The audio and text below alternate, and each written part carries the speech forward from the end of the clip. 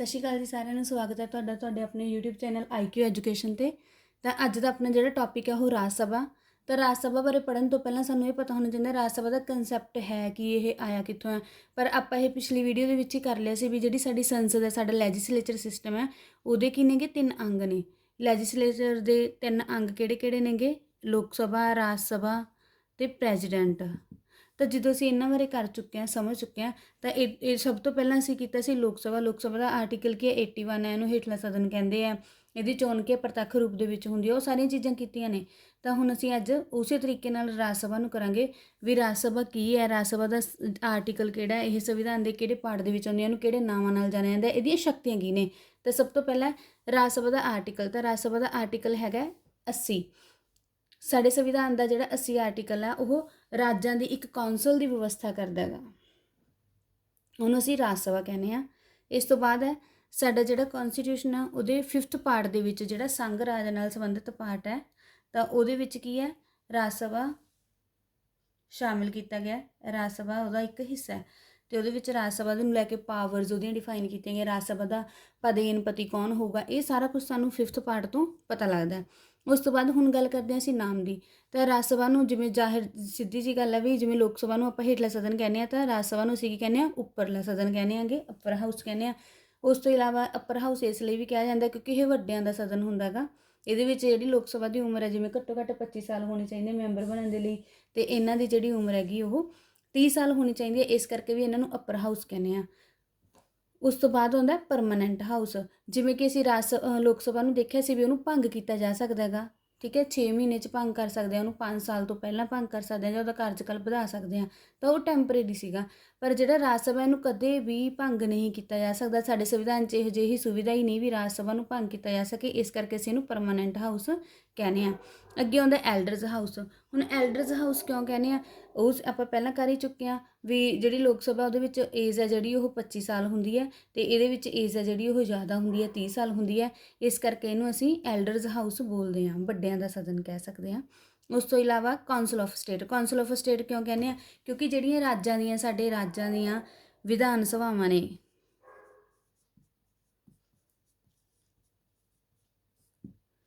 ਰਾਜ ਵਿਧਾਨ ਸਭਾਵਾਂ, ਤਾਂ ਇਹ ਵਿਧਾਨ ਸਭਾਵਾਂ ਦੇ ਮੈਂਬਰ ਜਿਹੜੇ ਹੈਗੇ ਆ ਇਨਡਾਇਰੈਕਟ ਵੇ ਦੇ ਨਾਲ ਇਲੈਕਟਡ ਹੋ ਕੇ ਚੁਣ ਕੇ ਕੀ ਹੈ ਉਹ ਕਾਉਂਸਲ ਆਫ ਸਟੇਟ ਜਾਂ ਰਾਜ ਸਭਾ ਦਾ ਹਿੱਸਾ ਬਣਦੇ ਨੇ। ਇਸ ਕਰਕੇ ਅਸੀਂ ਇਹਨੂੰ ਕਾਉਂਸਲ ਆਫ ਸਟੇਟ ਬੋਲਦੇ ਹਾਂ। ਯਾਨੀ ਕਿ ਜਿਹੜੇ ਸਾਡੇ MPs ਹੁੰਦੇ ਨੇ, ਰਾਜ ਸਭਾ ਦੇ ਮੈਂਬਰ ਹੁੰਦੇ ਆ, ਉਹ ਸਾਡੀਆਂ ਸਟੇਟ ਲੈਜਿਸਲੇਚਰ ਦੇ ਮੈਂਬਰ ਹੁੰਦੇ ਨੇ।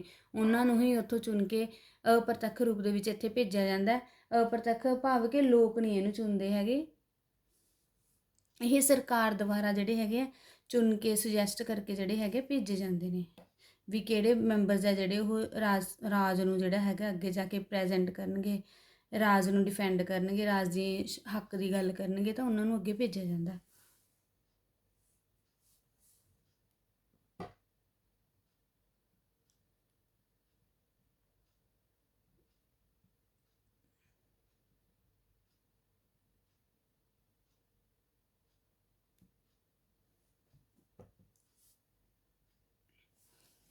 ਹੁਣ ਅਸੀਂ ਗੱਲ ਕਰਾਂਗੇ ਮੈਂਬਰਸ ਦੀ।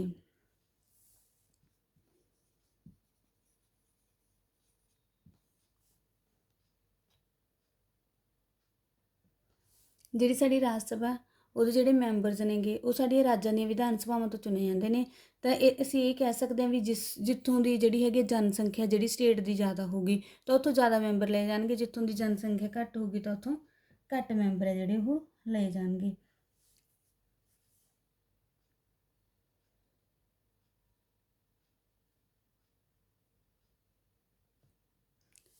ਤਾਂ ਜਿਵੇਂ ਕਿ ਰਾਜ ਸਭਾ ਦੇ ਕੁੱਲ ਮੈਂਬਰ ਹੁੰਦੇ ਹੈਗੇ 250। ਸਾਡੇ ਸੰਵਿਧਾਨ ਦੇ ਵਿੱਚ 250 ਮੈਂਬਰਾਂ ਦੀ ਵਿਵਸਥਾ ਜਿਹੜੀ ਹੈਗੀ ਆ ਉਹ ਕੀਤੀ ਗਈ ਹੈ। ਪਰ ਇਹ ਕਿਵੇਂ ਹੁੰਦੇ ਨੇਗੇ? ਜਿਹੜੇ 238 ਮੈਂਬਰ ਹੁੰਦੇ ਆ ਇਹ ਰਾਜਾਂ ਤੋਂ ਅਤੇ ਯੂਨੀਅਨ ਟੈਰੀਟਰੀ ਤੋਂ ਚੁਣੇ ਜਾਂਦੇ ਨੇ, ਅਤੇ ਜਿਹੜੇ ਆਹ 12 ਮੈਂਬਰ ਹੁੰਦੇ ਨੇਗੇ ਇਹ ਨੋਮੀਨੇਟਡ ਹੁੰਦੇ ਨੇ।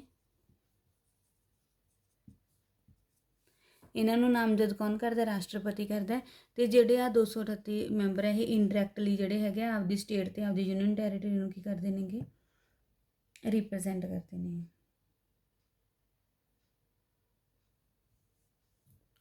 ਤਾਂ ਅਸੀਂ ਜਿਵੇਂ ਹੁਣ ਦੇਖ ਹੀ ਲਿਆ ਵੀ 238 ਮੈਂਬਰ ਕਿਹੜੇ ਹੁੰਦੇ ਆ? ਸਟੇਟਾਂ ਦੇ ਅਤੇ ਯੂਨੀਅਨ ਟੈਰੀਟਰੀ ਦੇ ਹੁੰਦੇ ਆ। 12 ਨੋਮੀਨੇਟ ਕੀਤੇ ਹੁੰਦੇ ਆ। ਜਿਹੜੀਆਂ 12 ਨੋਮੀਨੇਟ ਹੈ ਕਿੱਥੋਂ ਕੀਤੇ ਜਾਂਦੇ ਨੇ, ਇਹ ਕੀਤੇ ਜਾਂਦੇ ਨੇਗੇ ਲਿਟਰੇਚਰ, ਆਰਟਸ, ਸੋਸ਼ਲ ਸਰਵਿਸਿਜ਼, ਉਸ ਤੋਂ ਇਲਾਵਾ ਸਾਇੰਸ ਐਂਡ ਸਪੋਰਟਸ। ਭਾਵ ਕਿ ਅਸੀਂ ਇਸ ਚੀਜ਼ ਨੂੰ ਨਾ ਕਲਾਸ ਦੇ ਨਾਮ ਨਾਲ ਯਾਦ ਰੱਖ ਸਕਦੇ ਹਾਂ, ਜਿਹਦੇ ਵਿੱਚ ਸੀ ਹੈ ਜਿਹੜੀ ਸਾਈਲੈਂਟ ਹੈ, ਇਹਦਾ ਮੈਂ ਅੱਗੇ ਦੱਸੂਗੀ ਵੀ ਇਹਨੂੰ ਆਪਾਂ ਕਿਵੇਂ ਯਾਦ ਰੱਖਣਾ, ਇਹ ਵੀ ਕਿਸੇ ਜਗ੍ਹਾ 'ਤੇ ਕੰਮ ਆਉਂਦੀ ਆ। ਤਾਂ ਐਲ 'ਤੇ ਲਿਟਰੇਚਰ ਹੈ, ਏ 'ਤੇ ਆਰਟਸ ਹੈ, ਐਸ 'ਤੇ ਸੋਸ਼ਲ ਸਰਵਿਸ ਅਤੇ ਐਸ 'ਤੇ ਸੋਸ਼ਲ ਸਾਇੰਸ। ਜਿਨ੍ਹਾਂ ਨੇ ਇਸ ਖੇਤਰ ਦੇ ਵਿੱਚ ਪ੍ਰਸਿੱਧੀ ਹਾਸਲ ਕੀਤੀ ਹੋਵੇ, ਜਿਨ੍ਹਾਂ ਦਾ ਇਸ ਖੇਤਰ ਦੇ ਵਿੱਚ ਇੱਕ ਵਧੀਆ ਰੋਲ ਅਦਾ ਹੋਇਆ ਹੋਵੇ, ਠੀਕ ਹੈ, ਉੱਘਾ ਨਾਮ ਕਮਾਇਆ ਹੋਵੇ ਆਪਾਂ ਕਹਿ ਸਕਦੇ ਹਾਂ, ਤਾਂ ਉਹਨਾਂ ਨੂੰ ਕਿ ਰਾਸ਼ਟਰਪਤੀ ਦੇ ਦੁਆਰਾ ਨੋਮੀਨੇਟ ਕੀਤਾ ਜਾਂਦਾ ਗਾ। ਤਾਂ ਫਿਰ ਇਹ 12 ਮੈਂਬਰ ਇੱਥੋਂ ਚੁਣੇ ਜਾਂਦੇ ਨੇ। ਇਹ ਤਾਂ ਆਪਾਂ ਪਹਿਲਾਂ ਵੀ ਕੀਤਾ ਵੀ ਲੋਕ ਸਭਾ ਦੇ ਵਿੱਚ ਵੀ ਰਾਸ਼ਟਰਪਤੀ ਜਿਹੜਾ ਉਹ ਮੈਂਬਰ ਨੋਮੀਨੇਟ ਕਰਦਾ ਸੀ, ਜਿਹੜੇ ਐਂਗਲੋ ਇੰਡੀਅਨਸ ਹੁੰਦੇ ਸੀ, ਅਤੇ ਜਿਹੜੇ ਐਂਗਲੋ ਇੰਡੀਅਨ ਹੁੰਦੇ ਸੀ ਹੁਣ ਕੀ ਉਹ ਨਹੀਂ ਚੁਣੇ ਜਾਂਦੇ।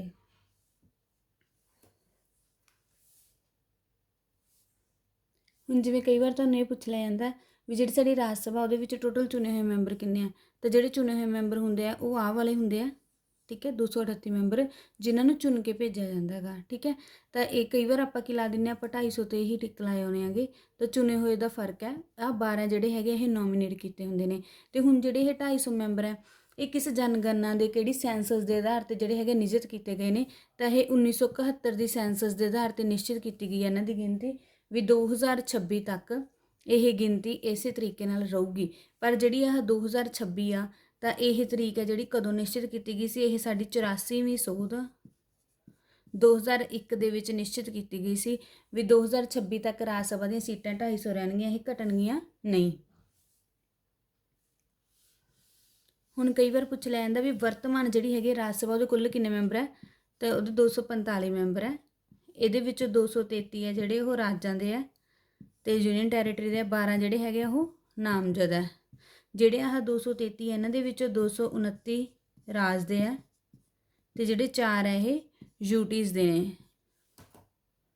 ਹੁਣ ਇਹ ਸਾਡੀਆਂ ਰਾਜ ਵਿਧਾਨ ਸਭਾਵਾਂ ਦੇ ਮੈਂਬਰ ਨੇ, ਠੀਕ ਹੈ, ਜਿਹੜੇ 229 ਆ। ਅਤੇ ਜਿਹੜੇ ਆਹ 4 ਨੇ ਇਹ ਸਿਰਫ ਕੇਂਦਰ ਸ਼ਾਸਿਤ ਪ੍ਰਦੇਸ਼ਾਂ ਦੇ ਆ। ਸਾਡੇ ਦੇਸ਼ 'ਚ ਸਿਰਫ 2 ਹੀ ਕੇਂਦਰ ਸ਼ਾਸਿਤ ਪ੍ਰਦੇਸ਼ ਹੈ ਜਿਨ੍ਹਾਂ ਦੇ ਮੈਂਬਰ ਹੈ ਜਿਹੜੇ ਉਹ ਰਾਜ ਸਭਾ ਦੇ ਮੈਂਬਰ ਬਣ ਸਕਦੇ ਆ ਜਾਂ ਉਹਦੀ ਚੋਣ ਦੇ ਵਿੱਚ ਭਾਗ ਲੈਂਦੇ ਨੇ। ਪਹਿਲਾ ਹੈਗਾ ਦਿੱਲੀ, ਦੂਸਰਾ ਹੈਗਾ ਪੁਡੂਚੇਰੀ। ਦਿੱਲੀ ਦੇ 3 ਮੈਂਬਰ ਨੇ ਟੋਟਲ ਅਤੇ ਪੁਡੂਚੇਰੀ ਦਾ 1, ਤਾਂ ਇਸ ਤਰ੍ਹਾਂ ਇਹ ਟੋਟਲ 4 ਹੋ ਗਏ ਯੂਨੀਅਨ ਟੈਰੀਟਰੀਜ਼ ਦੇ ਮੈਂਬਰ। ਅਤੇ ਜਿਹੜੇ ਹੈਗੇ ਰਾਜਾਂ ਦੇ ਹੈਗੇ ਉਹ 29 ਹੈ। ਪਰ ਕਈ ਵਾਰ ਇਹ ਵੀ ਪੁੱਛਿਆ ਜਾਂਦਾ ਵੀ ਕਿਹੜੇ ਰਾਜ ਤੋਂ ਕਿੰਨੇ ਮੈਂਬਰ ਲਏ ਜਾਂਦੇ ਆ, ਠੀਕ ਹੈ। ਤਾਂ ਹੁਣ ਆਪਾਂ ਨੂੰ ਜਿਵੇਂ ਪੁੱਛਿਆ ਜਾਂਦਾ ਸਭ ਤੋਂ ਵੱਧ ਪੁੱਛਿਆ ਜਾਂਦਾ ਵੀ ਸਭ ਤੋਂ ਵੱਧ ਮੈਂਬਰ ਕਿੱਥੋਂ ਹੈ, ਤਾਂ ਇਹ ਯੂਪੀ ਦੇ ਨੇਗੇ, ਠੀਕ ਹੈ। ਇੱਕ ਪੁੱਛਿਆ ਜਾਂਦਾ ਗਾ ਸਭ ਤੋਂ ਜ਼ਿਆਦਾ ਜਿਹੜੀ ਹੈਗੀ ਕਿਹੜੀ ਯੂਨੀਅਨ ਟੈਰੀਟਰੀ ਦੇ ਮੈਂਬਰ ਨੇ, ਸਟੇਟ ਯੂਟੀ ਯੂਨੀਅਨ ਟੈਰੀਟਰੀ। ਇਹਦੇ ਵਿੱਚ ਟੋਟਲ ਜਿਹੜੀਆਂ ਹੈਗੀਆਂ 31 ਸੀਟਾਂ ਜਾਂਦੀਆਂ ਨੇਗੀਆਂ। ਜਿਵੇਂ ਲੋਕ ਸਭਾ ਦੇ ਵਿੱਚ 80 ਸੀਟਾਂ ਜਾਂਦੀਆਂ ਅਤੇ ਇਹਦੇ ਵਿੱਚ 31 ਜਾਂਦੀਆਂ, ਅਤੇ ਦਿੱਲੀ ਦੇ ਵਿੱਚ ਕਿੰਨੀਆਂ ਜਾਂਦੀਆਂ ਨੇਗੀਆਂ, 3 ਜਾਂਦੀਆਂ ਨੇਗੀਆਂ। ਅਤੇ ਹੁਣ ਆਪਾਂ ਆਪਦੇ ਪੰਜਾਬ ਦੀ ਗੱਲ ਕਰਦੇ ਹਾਂ ਤਾਂ ਪੰਜਾਬ ਤੋਂ ਕੁੱਲ ਕਿੰਨੀਆਂ ਜਾਂਦੀਆਂ ਨੇ, 7, ਅਤੇ ਲੋਕ ਸਭਾ ਦੀਆਂ ਕਿੰਨੀਆਂ ਜਾਂਦੀਆਂ ਨੇਗੀਆਂ, 13 ਜਾਂਦੀਆਂ। ਤਾਂ ਆਹ ਚੀਜ਼ਾਂ ਸਾਨੂੰ ਪਤਾ ਹੋਣੀਆਂ ਚਾਹੀਦੀਆਂ ਨੇ। ਯੂਪੀ ਤੋਂ ਜਾਂਦੀਆਂ ਨੇ 31 ਕਿਉਂਕਿ ਉੱਥੋਂ ਦੀ ਪਾਪੂਲੇਸ਼ਨ ਜ਼ਿਆਦਾ ਹੈ। ਉਸ ਤੋਂ ਬਾਅਦ ਦਿੱਲੀ ਹੈ, ਦਿੱਲੀ ਤੋਂ ਸਭ ਤੋਂ ਜ਼ਿਆਦਾ ਨੇ 3, ਅਤੇ ਪੰਜਾਬ ਤੋਂ ਕਿੰਨੀਆਂ ਨੇਗੀਆਂ 7, ਠੀਕ ਹੈ। ਅਤੇ ਇਹ ਤਾਂ ਮੈਕਸੀਮਮ ਪੁੱਛੀਆਂ ਜਾਂਦੀਆਂ ਨੇ। ਫਿਰ ਪਤਾ ਹੋਣਾ ਚਾਹੀਦਾ ਹੈਗਾ ਵੀ ਮਿਨੀਮਮ ਸੀਟਸ ਕਿੱਥੋਂ ਕਿੱਥੋਂ ਆ। ਗੋਆ, ਮਿਜ਼ੋਰਮ, ਮੇਘਾਲਿਆ, ਮਣੀਪੁਰ, ਤ੍ਰਿਪੁਰਾ, ਠੀਕ ਹੈ।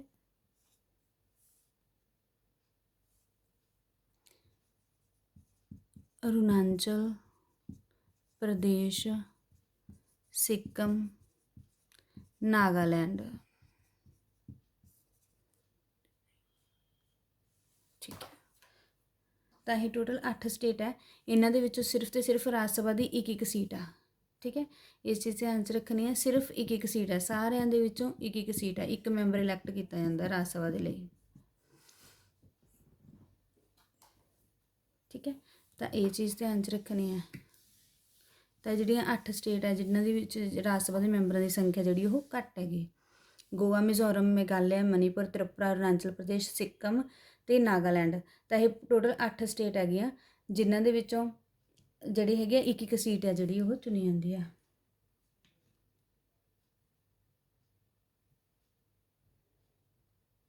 ਹੁਣ ਇਸ ਤੋਂ ਬਾਅਦ ਆਉਂਦੀਆਂ ਨੇਗੀਆਂ ਕੁਆਲੀਫਿਕੇਸ਼ਨਸ ਜਾਂ ਯੋਗਤਾਵਾਂ। ਸਭ ਤੋਂ ਪਹਿਲੀ ਹੈ ਭਾਰਤ ਦਾ ਨਾਗਰਿਕ, ਘੱਟੋ ਘੱਟ ਉਮਰ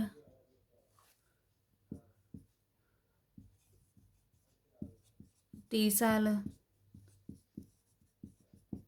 ਪਾਗਲ ਜਾਂ ਦਿਵਾਲੀਆ ਨਾ ਹੋਵੇ,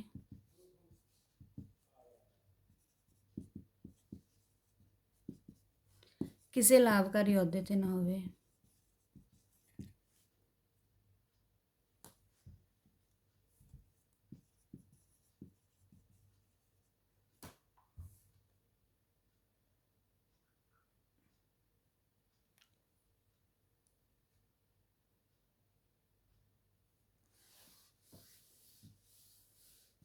ਅੱਗੇ ਹੈਗਾ ਟੈਨਿਓਰ, ਕਾਰਜਕਾਲ। ਤਾਂ ਇਹਨਾਂ ਦਾ ਕਾਰਜਕਾਲ ਹੈਗਾ 6 ਸਾਲ। ਜਿਵੇਂ ਲੋਕ ਸਭਾ ਦਾ ਕਾਰਜਕਾਲ 5 ਸਾਲ ਹੈ ਤਾਂ ਰਾਜ ਸਭਾ ਦਾ ਕਾਰਜਕਾਲ ਕੀ ਹੈ 6 ਸਾਲ ਹੈ, ਲੋਕ ਸਭਾ ਤੋਂ 1 ਸਾਲ ਵੱਧ। ਉਸ ਤੋਂ ਇਲਾਵਾ ਲੋਕ ਸਭਾ ਟੈਂਪਰੇਰੀ ਹੈ ਅਤੇ ਰਾਜ ਸਭਾ ਜਿਹੜਾ ਸਥਾਈ ਸਦਨ ਹੈ। ਪਰ ਇੱਥੇ ਇਹ ਨਹੀਂ ਵੀ ਇਹਦਾ 6 ਸਾਲ ਜਿਹੜਾ ਕਾਰਜਕਾਲ ਹੈਗਾ ਇਹਦੇ ਵਿੱਚ ਮੈਂਬਰ ਹੈ ਜਿਹੜੇ ਉਹ ਰਿਟਾਇਰ, ਮਤਲਬ ਜਿਵੇਂ ਲੋਕ ਸਭਾ 'ਚ ਕੋਈ ਮੈਂਬਰ ਰਿਟਾਇਰ ਨਹੀਂ ਹੁੰਦਾ, ਪਰ ਜਿਹੜੀ ਰਾਜ ਸਭਾ ਉਹਦੇ ਵਿੱਚ ਕੀ ਹੈ ਮੈਂਬਰ ਰਿਟਾਇਰ ਹੁੰਦੇ ਆ। ਇਹਦੇ 1/3 ਮੈਂਬਰ ਹੈ ਜਿਹੜੇ ਹਰ 2 ਸਾਲ ਬਾਅਦ ਰਿਟਾਇਰ ਹੁੰਦੇ ਆ। ਪਰ ਇਹ ਨਹੀਂ ਵੀ 1/3 ਰਿਟਾਇਰ ਹੋ ਗਏ ਤਾਂ ਹੋਰ ਹੈ ਜਿਹੜੇ ਉਹ ਨਹੀਂ ਚੁਣੇ ਜਾਂਦੇ। ਅਤੇ ਜੇ 1/3 ਆਪਦਾ 6 ਸਾਲ ਦਾ ਕਾਰਜਕਾਲ ਪੂਰਾ ਕਰਕੇ ਰਿਟਾਇਰ ਹੋਣਗੇ ਤਾਂ ਹੀ ਫਿਰ ਹੋਰ ਮੈਂਬਰ ਚੁਣੇ ਜਾਣਗੇ, ਤਾਂ ਉਹ ਵੀ ਆਪਦਾ 6 ਸਾਲ ਦਾ ਕਾਰਜਕਾਲ ਪੂਰਾ ਕਰਨਗੇ। ਤਾਂ ਇਹ ਸਰਕਲ ਐਵੇਂ ਹੀ ਚੱਲਦਾ ਰਹਿੰਦਾ ਵੀ ਹਰ ਮੈਂਬਰ ਆਪਦੇ 6 ਸਾਲ ਦਾ ਕਾਰਜਕਾਲ ਪੂਰਾ ਕਰਦਾ। ਕਿਸੇ ਵੀ ਮੈਂਬਰ ਨੂੰ ਪਹਿਲਾਂ ਜਿਹੜਾ ਹੈਗਾ ਉਹ ਇੰਪੀਚ ਨਹੀਂ ਕੀਤਾ ਜਾਂਦਾ, ਹਟਾਇਆ ਨਹੀਂ ਜਾਂਦਾ।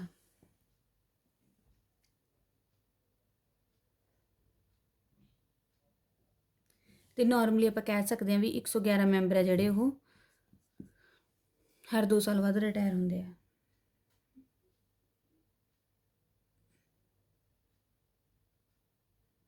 ਉਸ ਤੋਂ ਬਾਅਦ ਹੁਣ ਗੱਲ ਆਉਂਦੀ ਹੈ ਰਾਜ ਸਭਾ ਦੀਆਂ ਪਾਵਰਸ ਦੀ। ਤਾਂ ਜਿਹੜੀ ਸਾਡੀ ਰਾਜ ਸਭਾ ਦੀਆਂ ਪਾਵਰਸ ਨੇ ਉਹ ਸਾਨੂੰ 2 ਅਨੁਛੇਦ ਹੈ ਜਿਹੜੇ ਸਾਨੂੰ ਦੱਸਦੇ ਆ, 312 ਆਰਟੀਕਲ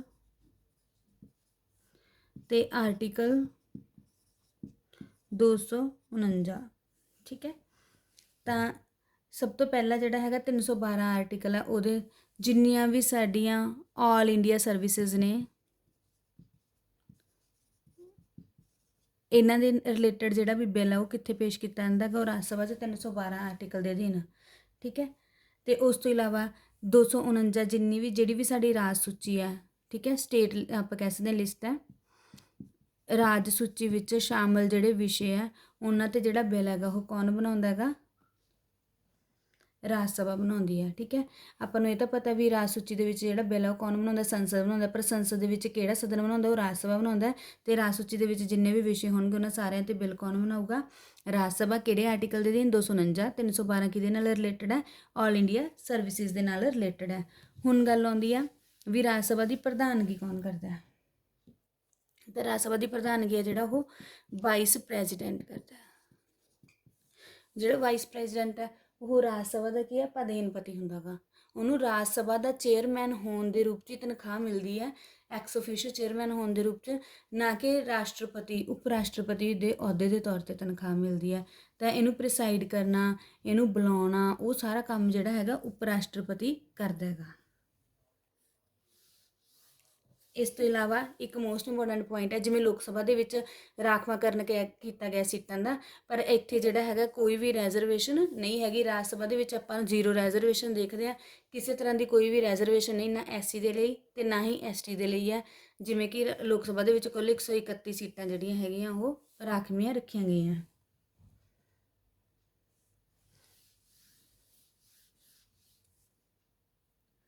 ਤਾਂ ਇਹ ਸੀ ਆਪਣਾ ਰਾਜ ਸਭਾ ਦੇ ਬਾਰੇ ਵਿੱਚ ਕੁਝ ਇੰਪੋਰਟੈਂਟ ਚੀਜ਼ਾਂ, ਇੰਪੋਰਟੈਂਟ ਗੱਲਾਂ। ਤਾਂ ਹੁਣ ਆਪਾਂ ਜਿਵੇਂ ਰਾਜ ਸਭਾ ਦਾ ਚੇਅਰਮੈਨ ਆ ਉਹਦੇ ਬਾਰੇ, ਇਹਦੇ ਕੰਮ ਕਰਨ ਦੇ ਪ੍ਰੋਸੈਸ ਬਾਰੇ, ਸੰਸਦ ਦੀਆਂ ਕਮੇਟੀਆਂ ਬਾਰੇ, ਉਹਦੇ ਲਈ ਇੱਕ ਅਲੱਗ ਤੋਂ ਲੈਕਚਰ ਤਿਆਰ ਕਰਾਂਗੇ। ਧੰਨਵਾਦ।